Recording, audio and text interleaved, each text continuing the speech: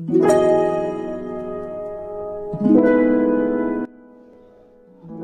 Bapak Ibu guru dan siswa-siswi kami, kita berjumpa lagi pada hari ini, Kamis 14 Oktober 2021, yaitu kita melaksanakan kebaktian singkat kita.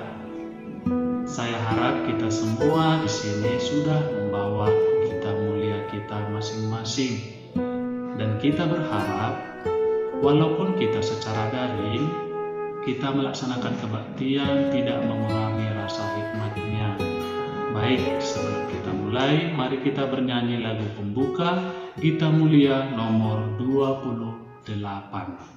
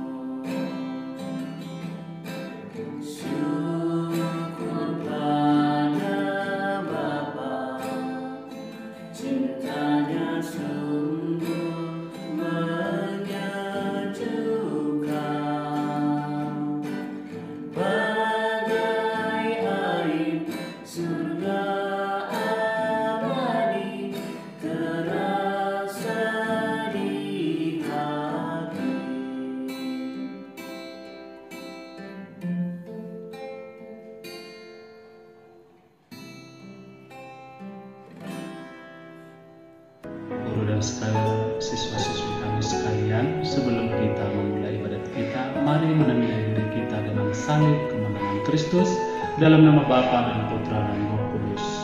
Amin. Bapak, Ibu guru dan siswa-siswi kami, Injil Yesus hari ini, yaitu Lukas 11 ayat 47 sampai 54 mengatakan bahwa apa yang kita laksanakan memang benar, dan itu memang benar di hadapan Tuhan. Jangan seperti orang Farisi yang mengatakan itu benar tetapi tidak melaksanakannya. Itu nanti kita perdalam waktu mendengarkan renungan. Agar layak kita melanjutkan ibadat kita ini, marilah kita merenungkan kesalahan kita dengan mengucapkan doa tobat. Saya mengaku kepada Allah Bapa yang Maha Kuasa dan kepada saudara sekalian bahwa saya telah berdosa dengan pikiran dan perkataan, dengan perbuatan dan kelalaian. Saya berdosa, saya sungguh berdosa. Oleh sebab itu saya mohon kepada Santa Perawan Maria, kepada para malaikat dan orang kudus, dan kepada saudara sekalian, supaya mendoakan saya kepada Allah Tuhan kita. Semoga Allah Bapa yang Maha Kuasa mengampuni dosa kita, mengantar kita ke hidup yang kekal. Amin. Tuhan kasihanilah kami. Tuhan kasihanilah kami. Kristus kasihanilah kami. Kristus kasihanilah kami. Tuhan kasihanilah kami. Tuhan kasihanilah kami. Marilah kita berdoa. Allah Bapa kami bersyukur kepadamu karena Engkau mengundang kami ikut serta dalam ibadat ini. Dengan rendah hati kami datang, membawa serta pujian syukur, suka duka, dan segala kekurangan serta dosa-dosa kami. Kami mohon penerangan Roh Kudus-Mu agar segala perhatian, perasaan, dan akal budi kami senantiasa terarah kepadamu. Doa ini kami sampaikan kepadamu dengan pengantaraan Kristus Tuhan kami. Amin. Bapak, Ibu, dan siswa-siswi kami, bacaan kita hari ini diambil dari Injil Lukas 11 ayat 47 sampai dengan 54. Sekali peristiwa, tatkala duduk makan di rumah seorang Farisi, Yesus berkata, "Celakalah kamu, sebab kamu membangun makam-makam nabi, tetapi nenek moyangmu telah membunuh mereka.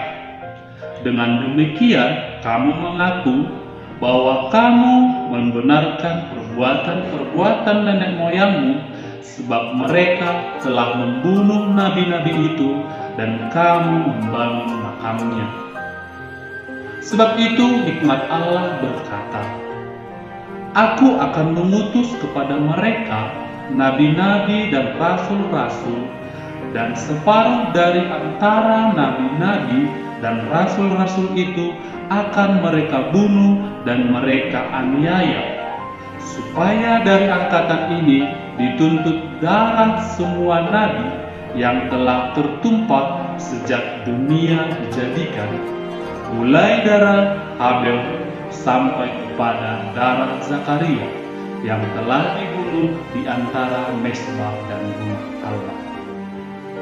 Bahkan aku berkata kepadamu, semuanya itu akan dituntut dari angkatan ini. Celakalah kamu, hai ahli-ahli Taurat, sebab kamu telah mengambil kunci pengetahuan. Kamu sendiri tidak masuk ke dalam, dan orang yang berusaha untuk masuk ke dalam, kamu halang-halangi."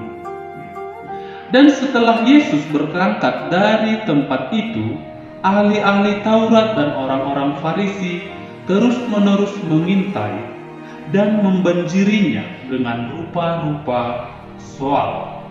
Untuk itu mereka berusaha memancingnya supaya mereka dapat menangkapnya berdasarkan sesuatu yang diucapkannya. Demikianlah Injil Tuhan. Terpujilah Kristus. Baik Bapak, Ibu, dan siswa-siswi kami, renungan kita yaitu kita mendengar kalimat keras dalam Injil pada hari ini, yaitu celakalah kamu, hai ahli-ahli Taurat, sebab kamu telah mengambil kunci pengetahuan, tetapi kamu sendiri tidak masuk ke dalamnya. Dan orang yang berusaha masuk ke dalamnya, kamu halang-halangi. Apa arti kalimat ini? Orang Farisi dan ahli Taurat itu orang-orang pandai. Mereka adalah kaum cendekiawan yang menguasai berbagai ilmu, termasuk ilmu agama. Yesus mengkritik sikap hidup mereka yang tidak menjalankan apa yang mereka ketahui. Lebih parah lagi, ketika orang lain ingin masuk, justru mereka menghalang-halangi. Ya, ini sesuatu perbuatan yang tidak baik yang dilakukan oleh orang Farisi. Apa yang bisa kita renungkan dari sikap orang Farisi ini? Hidup kita dipenuhi dengan berbagai misteri, dan kita diberi rahmat oleh Tuhan untuk melihat bahwa kebenaran itu sudah diajarkan oleh guru. Ya, kita mungkin siswa, kita mendapatkan pengetahuan dari guru kita di sekolah ini, dan orang tua juga itu kita dapatkan suatu pengajaran yang benar di rumah, dan mungkin sesama kita, dan bahkan pemuka agama, yaitu baik itu pastor ataupun suster yang kita jumpai ataupun pendeta. Tinggal bagaimana kita melaksanakannya. Setelah kita diajarkan kebenaran, bagaimana kita melaksanakannya, itulah sebagai tugas kita. Yang sulit adalah bagaimana sesuatu yang teoretis benar-benar terwujud. Kita harus mampu menjadi motor penggerak untuk melaksanakan kebenaran-kebenaran itu, bukan malah menyesatkan orang dengan pengetahuan kita. Iya, Bapak Ibu guru dan siswa-siswi kami, Injil hari ini diajarkannya itu bagaimana kita melaksanakan sesuatu kebenaran itu dalam kehidupan kita sehari-hari. Dan Injil hari ini juga mengatakan bahwa pengetahuan kita itu harus kita wartakan ataupun memang itulah yang terjadi. Baik Bapak Ibu guru dan teman-teman sekalian ataupun siswa-siswi kami, inilah renungan kita. Semoga apa yang kita dengarkan dan kita laksanakan dalam kehidupan kita sehari-hari. Amin. Baik Bapak Ibu dan siswa-siswi kami, kita sudah mendengarkan sabda Tuhan, Injil Tuhan dan renungan.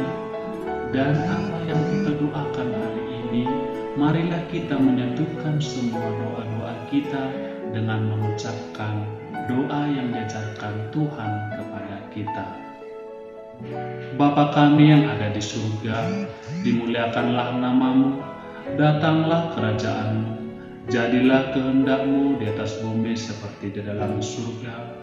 Berilah kami rezeki pada hari ini, dan ampunilah kesalahan kami, seperti kami pun mengampuni yang bersalah kepada kami. Dan janganlah masukkan kami ke dalam pencobaan, tetapi bebaskanlah kami dari yang jahat. Amin. Bapak Ibu guru dan teman-teman sekalian ataupun siswa-siswi kami, marilah kita berdoa doa penutup. Marilah kita berdoa. Allah Bapa yang Maha Murah, kami bersyukur kepadamu karena Engkau telah menguatkan kami melalui kehadiran-Mu dalam ibadat ini. Kami bersyukur kepadamu karena Engkau telah membagikan kelimpahan cinta kasih-Mu kepada kami. Kami bersyukur karena persekutuan cinta kasih ini. Semoga hidup kami dipenuhi rasa syukur baik dalam suka maupun dalam duka. Bapa, kami mohon rahmat-Mu bagi mereka yang tidak bisa hadir dalam ibadat pada hari ini. Semoga mereka semua tetap dalam naungan kasih-Mu. Sebab Engkaulah yang hidup dan berkuasa bersama Putra dalam persekutuan Roh Kudus, kini dan sepanjang masa. Amin. Bapak, Ibu, guru dan teman-teman sekalian, sehubungan dengan ini dua Rosario ataupun bulan Oktober, marilah kita berdoa mengucapkan 3 Salam Maria dan kemuliaan. Salam Maria, penuh rahmat, Tuhan sertamu, terpujilah engkau di antara wanita, dan terpujilah buah tubuhmu Yesus. Santa Maria, Bunda Allah, doakanlah kami yang berdosa ini, sekarang dan waktu kami mati. Amin. Salam Maria, penuh rahmat, Tuhan sertamu, terpujilah engkau di antara wanita, dan terpujilah buah tubuhmu Yesus. Santa Maria, Bunda Allah, doakanlah kami yang berdosa ini, sekarang dan waktu kami mati. Amin. Salam Maria, penuh rahmat, Tuhan sertamu, terpujilah engkau di antara wanita, dan terpujilah buah tubuhmu Yesus.